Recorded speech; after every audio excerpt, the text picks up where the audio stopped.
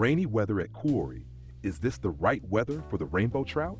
I've been testing various lures at the same spot for quite some time now, right here at 92-100. And yeah, I've already caught some really decent fish. There are plenty of lake trout, Kuori char, and Kuorski char, plus some rainbow trout. Occasionally, a pike shows up, but luckily not too many. There's also the occasional Arctic char. I've been testing different lures for weeks and months. You always see the same lure in the records. The handmade balsa joint 80S003. The handmade joint 80S03. The same version in blue appears quite often as well. So of course I'm testing those lures, and I still need to test the blue one now. So far the weather has been mixed. Sometimes sunny, sometimes cloudy, sometimes fully overcast. But now all of a sudden there's heavy rain, full 5 raindrops. That probably means it'll stay like this for a while. On top of that, it's evening now. So I'm testing this very popular lure again, a lure that you can only craft yourself, buy for gold, or have someone else craft for you. This is not a lure you can just buy anywhere. It's only available for gold. You won't find it in regular shops.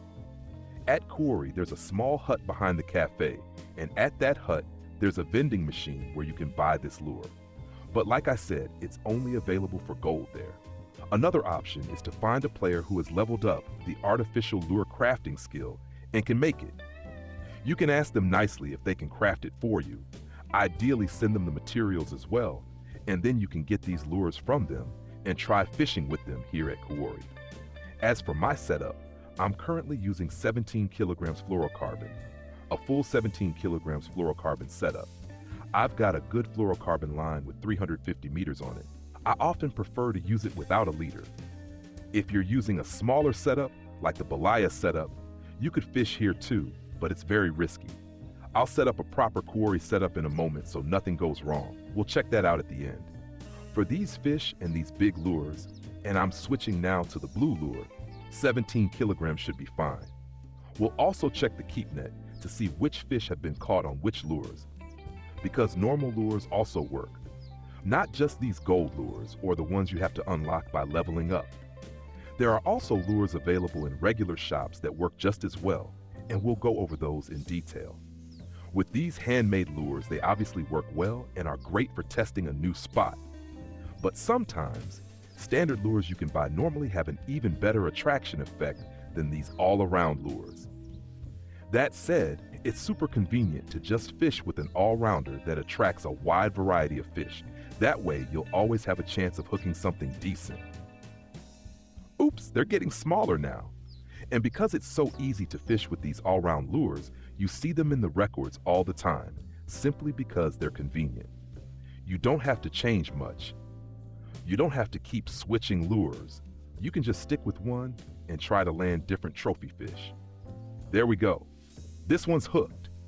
But yeah, even with the highest quality hooks, you'll still get missed bites. That's just how it is. By the way, I've been testing for a few weeks now which type of hook works better on wobblers. Feel free to share your experience in the comments. My experience at the moment is that hooks without fluff work better on wobblers than hooks with red fluff attached. So the red fluff might be better suited for spinners or fishing at Belaya for sight predators, maybe even for spoons. But when it comes to wobblers, based on my feeling over the past few weeks, hooks without fluff seem to perform better. Look at that! Another one out, another lake trout. Yeah, let's take a quick look at my position. I'm here at the campsite, casting in this direction. I don't think I can cast far enough to reach the really deep areas, but I'm generally aiming for this zone. A lot of strikes happen right along this edge, even just before reaching it. You can also aim for it with a half-loaded cast pretty well. So this area is definitely worth it, or just max out your cast into the deep water. You always have to check the diving depth of your wobbler. How deep does it go? And when retrieving, right now, I have speed set to 50, holding the shift key and tapping the left mouse button briefly.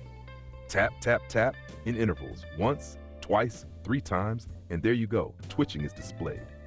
So, just a relaxed speed of 50 and then steadily working the lure. Keep the rod slightly angled, maybe even in the direction of the line, and just let it glide through. That way, if a fish bites, the power goes straight into the blank. And we've got a nice big one on. Very nice. Yes, that's exactly how it should go. The fish pulls into the blank and bends the rod down with it. Beautiful, a 5 kilograms lake trout. Yeah, quite a few fish are biting. I'd say let's quickly check the Keepnet and see which lures have been working.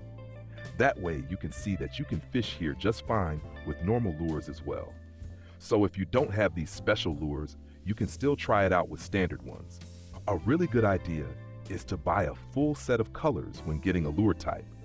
Most lure types, or actually all of them, have at least 5 or 6 different colors, sometimes even more. And these color variations are crucial for figuring out which conditions work best. At what weather and temperatures do the fish prefer certain colors? That's the key to successful spinning. All right, let's check the Keepnet, starting with the rainbow trout. The biggest one so far was 4.2 kilograms, caught on the Snatcher 02. So let's open the inventory and find the Snatcher. And there it is, the Snatcher 02. Let's take a closer look. Yep, this one has 3 hooks, all without fluff. I recently removed the fluff. The hook size is 0. Compared to the lure, they are quite large. We could go up to size 2.0, but 0 is already a solid choice.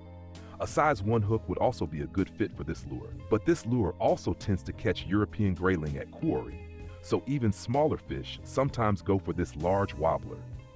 The first Arctic char I caught here was on the Dodger Crank 1007. The Dodger Crank series is one of those where it really pays off to buy all the colors. So here we have the Dodger Crank 10 series and the 7, that's the blue one. Again, no fluff hooks, but equipped with very good Edelon hooks.